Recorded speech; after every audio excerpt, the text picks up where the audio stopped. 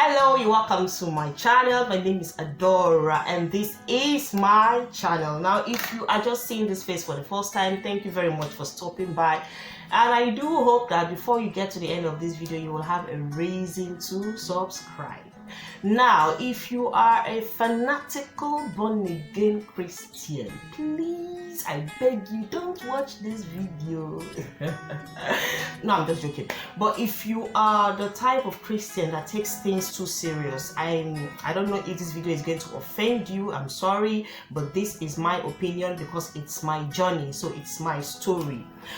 Let's rewind many years back when I was still in Africa. I'm a Christian. I was born into a Christian home, Catholic to be precise, but after some time we switched over to Pentecostal, and ever since I have remained there. And you know, the way we measure the standards of a good Christian, especially back home, is one who goes to church regularly, one who belongs to at least one church department in the church, one who attends all the night vigils, all the weekly programs, all the crusades, all the evangelisms, and most especially one who is a little bit close to the GO and his wife. If you are a bit closer to the first family of the church, it's kind of assumed that you are a very, very serious Christian. So I think I ticked most of the boxes back then. Then fast forward many years later, I found myself in the UK, and then I started to see things from a different point of view. I started to view life from another angle. It was like an eye-opening moment.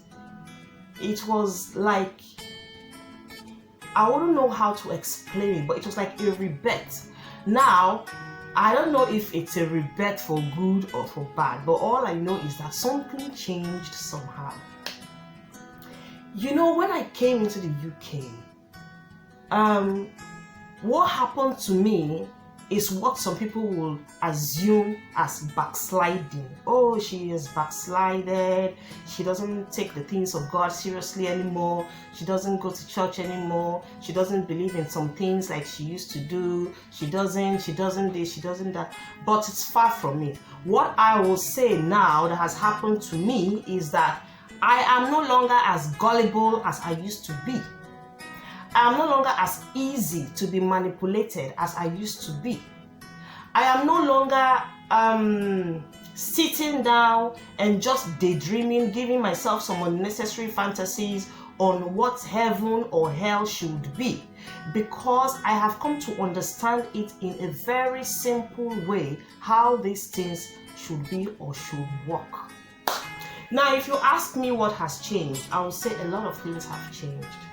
You know, coming over here somehow made me to realize that a lot of things I used to put the blame on back then were not actually the root cause.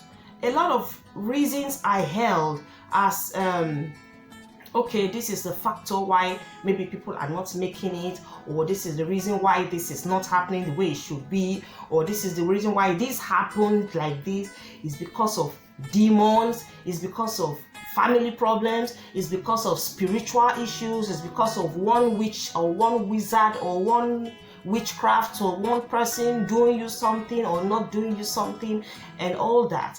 And because this is what I have been fed for a very long time, this is what a lot of us have been hearing for a very long time, so we are used to it. We're now used to, you know, that spirit of fear being imbibed into us, that when an ordinary fly passes through, we just look at it like one demon has just passed through us, or there is something demonic about the environment we have found ourselves and all that. I remember when I was still in Nigeria, I don't use this my eyes to see cats, most especially black cats, because I believe there was something about pussycats. I believe they were used spiritually to harm people. I believe they were demonically possessed. I never liked cats for any reason. I just thought there was something eerie, there was something weird about them. But coming over here, I just sat to myself one day, after so many days, I asked myself, where did I get this? Where did all these thoughts come from? Like, where did this whole mentality of a thing come from? I understand quite right that there are a group of animals that people are usually very scared of, that people are usually very wary of. But what is the rationale behind thinking that a cat is used as a demonic tool? Because over here, anything in the world generally, anything can be used for anything. But why now is it a cat? Like, I'm still trying to understand how that works. Why must it be a cat? Why does it look like the cat is easier to be used as a demonic tool? Now, these are one of the questions I began asking myself. Secondly, I came into a country that believes in your handwork. If you don't work in the UK, you cannot survive, you cannot eat. If you are not, you are not hardworking, if you are not doing something to put food on your table, it's going to be very difficult for you to exist here, because it's all about money. It's either you're paying for your rent, or you're paying for one bill or the other, or you're paying for your insurance. If you have children, that is times 2. You can't just stay like that. And the good thing about it is that once you get to work, once you do something, at that point when you need the money, there will always be a result. I use myself as a case study. I can remember back then when I was in this country for many years, I didn't have my papers. I didn't have my documents to work in the country. And I was just there. Imagine how difficult it is when you even have papers to work and at some point you are broke, because at some point you can get broke and you recover and all that. Compared to someone who doesn't even have papers, and I wasn't working. I had a little child. I wasn't doing anything. I was just managing the few pounds that the government was paying me. So at this point, it's either I depend on this money or nothing, because it was not coming from any other source. And then later on, God blessed me with my papers. And then immediately I had my papers, I got a job. I started working. That was when I knew the power of your handwork. When you work, you will see the rewards. I started working and I started making this money gradually, and I was like, wow. Then there are times I will be like, okay, you know what, I think I'm broke for a while, let me just go and top up my account, and I just pick up some shifts and the money comes in. So I just discovered that this was one of the things I used to look at back then. When there is lack of unemployment, I look at it like it is the devil. This is the devil at work. This is definitely the devil. If there is no job, the devil is at work. The devil is responsible for me being broke. The devil is responsible for me not being able to eat. The devil is responsible for me not being able to pay my bills, to pay my rent, to do this, to do that. It was always the devil. I wasn't thinking out of that box because I felt that everything happening around me was spiritual. That was just what I thought. Then I am not trying to underestimate the power of the enemy, of the devil. No, I'm not saying the devil doesn't exist. Don't get me wrong. The devil is there. The devil is still strong in his own ways, but God is ultimate. So I do not in any way try to place the devil's power or his supremacy above God. No, because he's still very little compared to where my God is. What I'm trying to say is that coming to the UK opened my eyes not to give so much power, not to give so much preference, or not to give so much attention to the devil, because that was what I was always doing. When I was in Nigeria, I hardly prayed for anything. My whole prayer point was all about kill and die, and did God punish my enemies, God destroy my enemies, Holy Ghost fire upon whoever that is doing this to me, God scatter this, God status. It were always violent prayers. I hardly knelt down and asked God, God, thank you for what you have done. Thank you for what you are doing, or thank you for what you will do. It was always fight. It was always aggressive, always violent prayer points that I used to, have back then, because my whole mentality was built to think that it's all about the devil and nothing else. I remember so many years back when I was still in Africa. There was a day I was at home when I was in South Africa. At some point, we didn't have light for about 2 months. The transformer in that estate got broken. So it was not fixed and nobody was ready to repair. So for 2 whole months, it's either you use generator or you sleep in the dark. And at some point, something just flashed in my mind and said, this is the work of the devil. The devil loves darkness. So the devil wants to put everybody in the dark. If this is not the devil, it cannot be anybody else. So I just kept this prayer playing to my mind that God, every spirit of darkness from the pit of hell, I cancel it. Is the devil trying to make me to be imprisoned in this dark place, that every day I go out, I come back to a dark house? God, I rebuke this. It was my prayer point. That was all I focused on.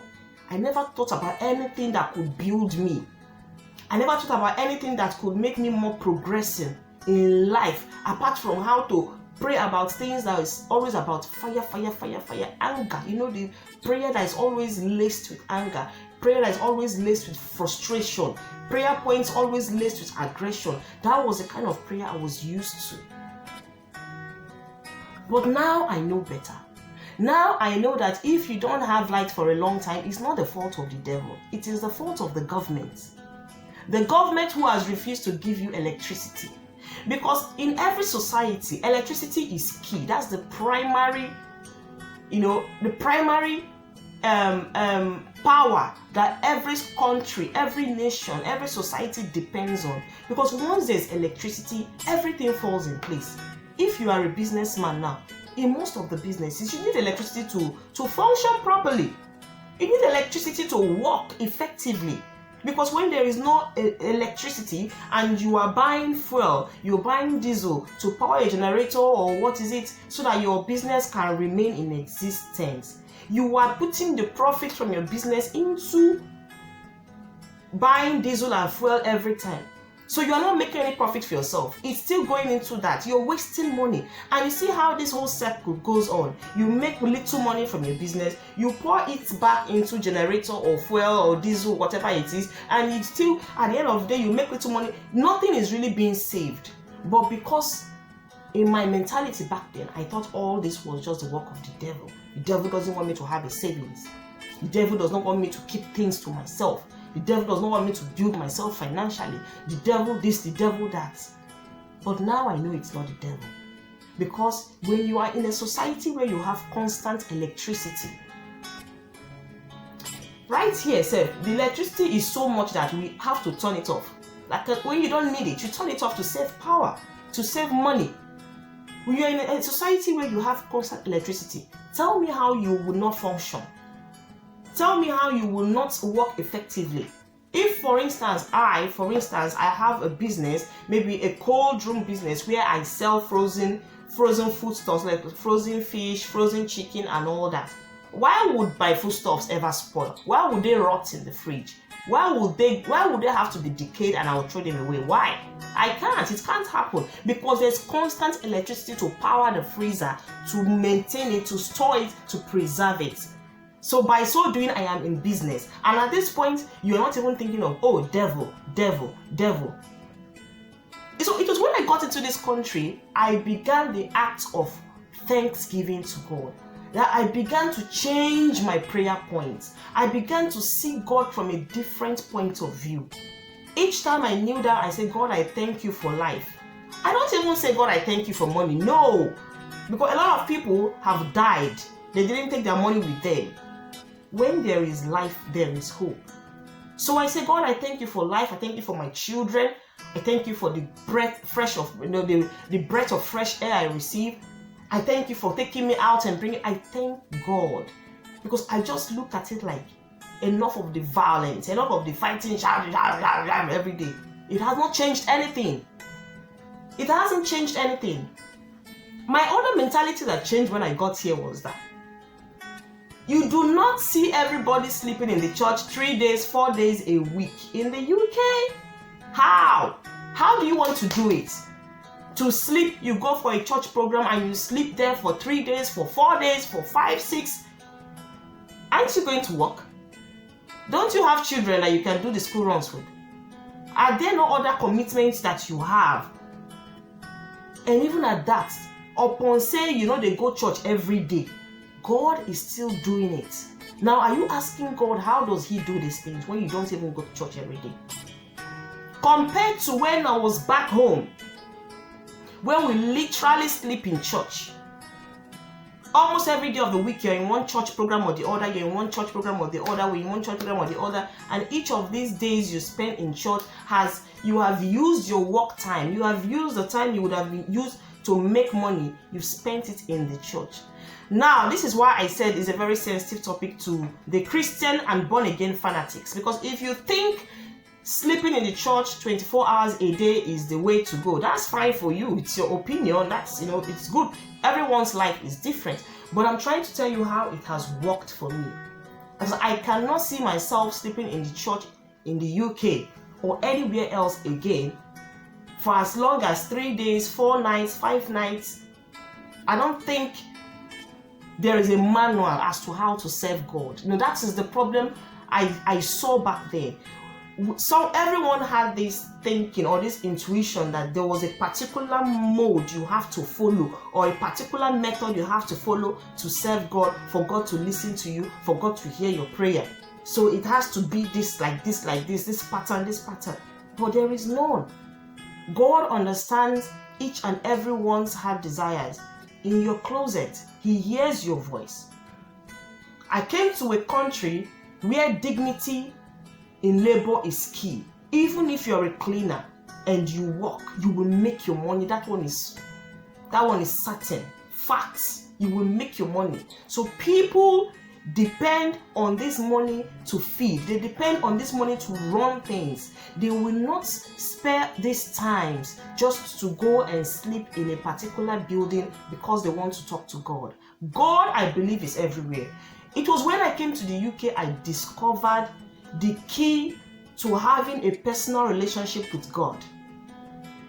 Because back home, a lot of people, when you talk to them about having a personal relationship, they don't believe there's anything like having a personal relationship with God on your own, in your closet. No. They believe it must be done in a particular place. Maybe you must go to a church. You must be in the gathering of people to have a personal relationship and all that and all that. And it changed with me when I came here, because I discovered that, man, this country, a lot of people do not even go to church. When you go to the churches, when you enter the churches, the church buildings, they are almost empty. The church I attend is almost an all-white church, and they are all elderly people. You hardly see the young ones there. But they are making it. The economy is thriving. Things are working in their way. It doesn't mean they won't go to heaven because they don't go to church. Who are we to judge who goes to heaven or to hell? Who are we to determine who goes where? You see, that's the hypocrisy we as Africans have, that we feel we are some sort of semi-god on our fellow humans. We think we are the ones to judge because they are not doing things according to the way we want them to do it. But mind you, this relationship with God is a personal race. At the end of the day, you're not going to heaven with anybody. It is you by yourself, on your own. So things changed when I came. And you see, the way it's changed, I wouldn't blame anybody for saying, oh, you are now Antichrist, or you have now backsliding. You're no longer as serious as you used to be. You're no longer this way. Because my mentality has changed. But it will be a struggle to explain to them that, listen, I am no longer as gullible as I used to be. Like back then, there are a lot of prophecies, revelations I heard that once they say it like this, bam, that fear comes into me and I start shaking, I start fidgeting, and I'm thinking, hey God, they're about to kill me, devil. But all of a sudden, all that fear just flew, because I just said, I'm not saying the devil is not anywhere. The devil can manipulate, the devil can walk anywhere, but it all determines your mindset. I won't just sit down now and say, oh God, I want to sit down today and be miserable because I just heard that they said the devil is going to attack me, or that I'm having a spiritual attack from somewhere, when I know I can pray on my own and counteract that attack. I will just wake up, pray, cast and bind, return it back to sender, dress up and go to work. I have better things to do. I have kids to cater for. I have expenses that I need to sort out. I won't sit down and be depressing myself because I heard that kind of revelation. Because the society has put you on your feet, on your toes. You have to get up. You have to get up. They don't care where you're hearing one revelation or the other from. You won't tell your boss that because you got a revelation or because one devil is fighting you, powers from your father's foundation are affecting you, so you are a bit depressed, you can't come to work today. Like, how does that even work? But these are things that we're very sentimental about back there. These are things we give the devil serious attention, making him feel important in the affairs of our lives. And I don't understand this. So coming over changed my mentality. Coming over made me to believe in myself, have the confidence that I can speak to God and He will answer me, that I do not necessarily need a middleman. Because I won't lie, when I was back home, I used to think that God does not answer my prayer, that I needed to talk to a pastor, or I needed to talk to a prophet, or I needed to channel my prayer through somebody who is more spiritually connected than me. I never believed in myself. I never thought anything good can come out of my mouth towards God. I always thought it was all about fire, fire, fire, fire, Holy Ghost, fall down, die, those kind of prayer, and blaming myself for not doing well. But I didn't know that when you change environment, your prayer point changes. That is just it. The only reason why we keep dwelling in all those aggressive prayer points and is just because of where we are. If you are in an environment where things are working, believe me, your prayer points will change. If you are in an environment where what you pay for is what you receive, what you pay for, what you sow is what germinates. If you're in an environment where everything is working according to plan, why would you keep fighting? You won't. All you will do is just be thanking God for what has happened so far. So that is how the environment changed me. And even now, sometimes when I talk to people back home and we're talking about issues like this, I'm always trying to be careful. So I don't make them believe I'm trying to discourage or convince them about their belief, which I am not. Because I am a Christian, I am still a Christian, and nothing is going to change that fact. But I am now a Christian on a different angle, with a different perspective, having different beliefs. Because I have now begun to see that you can still worship God in a different way. Different from the norm, different from what I used to know. Because God is God. He doesn't change, irrespective of what you think about Him. That is how I discovered myself. I discovered my ability to interact more with God from a different way, in a different environment. Seeing myself now that it's not all about the way I used to reason, not about the way I used to think. So that is just it. But it's funny that sometimes when I discuss these things with certain people who do not have this understanding that I have, the first thing that comes into their mind is, hey, you have changed though. You have changed though. You don't take the things of God seriously again. Because the things of God seriously they are referring to is what I was doing in the past. When you are in a different atmosphere, where the government is looking after its people, you will have little to worry about. Most of your prayer will be channeled in a different way. So that's how I discovered myself. And I don't intend to change because it's working for me. I don't want to continue to remain with that spirit of fear. The spirit of fear that a lot of African churches impose in you. The spirit of fear, most of the revelations and prophecies are always about fear, fear, fear, fear, fear. They're about to do this to you. They're about to do that to you. Run, oh, start praying. It's about to happen. You're about to die. This one, that one, that one. But when I came into the UK and I listened to the word of God severally,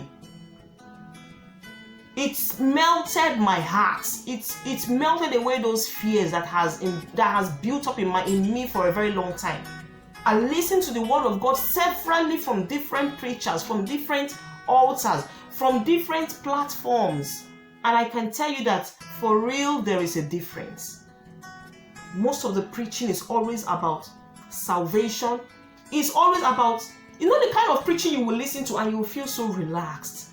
You will feel that, oh, I'm a sinner, but God, man, this message just touched me like it just took me like I'm not. You feel so cool with yourself. You don't feel like anyone is condemning you. You don't feel like anyone is accusing you or looking at you in a hypocritical manner. You just feel like, wow, I know I've sinned against God, but this message has really touched my heart. And these people are so welcoming. They are not condemning me. It's different. It's different. Unless you have experienced what I'm saying, you will never understand it. That's how I discovered me. And funny enough, I don't think it's going to change, because they say experience is the best teacher, and I have definitely learned in a good way. Thank you very much for watching.